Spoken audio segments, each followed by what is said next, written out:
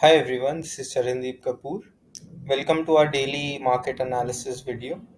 In this video, we'll be discussing about the recent up move of around 15 to 20%, which came in both Ethereum and Bitcoin yesterday, and how you can plan to take your trades forward from here on out.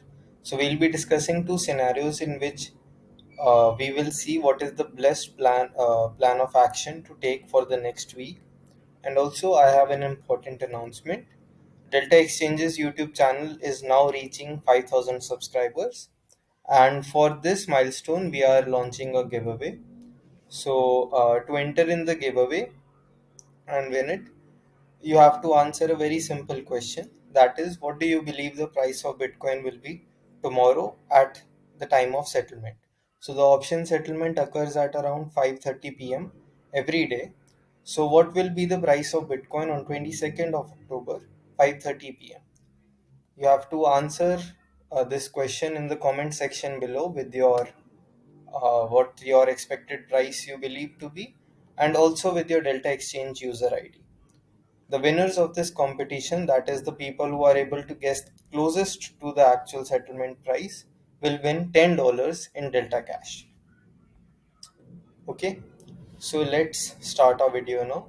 So on 24th of October, Bitcoin rose around 20%, similar with Ethereum, and after making a high of around 35,700, Bitcoin retraced back roughly 4 to 5%. A similar chart pattern was seen in Ethereum. Ethereum rose to a high of 1850 and after that retraced back to 1780. Okay, so now there are two cases possible from here on out. The best plan of action for you would be, before taking another trade right now, you should wait for 24 or 48 hours to see how the market reacts. Okay, if you believe that there is a continuation move going to come in the market, that is, if you believe that Ethereum or BTC are going to go up from here, what you should do is you can go long spot, you can buy spot Bitcoin or spot Ethereum, and you can also, if you want to take a leveraged bet there, you can long perpetual of both Bitcoin and Ethereum, which are available in Delta Exchange. You can long their perpetuals here. The maximum leverage around for perpetuals is around 100x, but it would be better if you take a low leverage bet here, since the return on this continuation move can be upwards of 10% if a continuation move does come. And since the previous move was also 20%, so a less leveraged bet of around 5 to 10x would be good enough. If you believe that a continuation move is not coming, if you believe that Ethereum is going to go sideways, or if both the assets are going to go down, what can you do? So I have a very interesting thing to show you before that. So if you look at the volatility chart of both Bitcoin and Ethereum, the implied volatility of Bitcoin earlier used to be around 25, 30, 35. Currently, the implied volatility is trading at around 40, 45 and 50, and it reached a maximum of around 80. Also, the realized volatility of Bitcoin touched 140.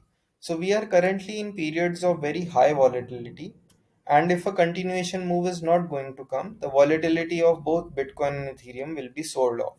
So, when a volatility is selling off, the best type of trade which you can take, rather than shorting a future or buying a put option, it is to sell a call option, because the call options have risen in value due to the volatility. They have extra premium, extra time value associated with them.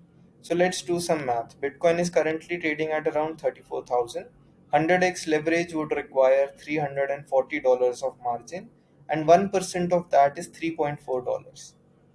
Now, the 27th October is 2 days from expiry, as you can see here.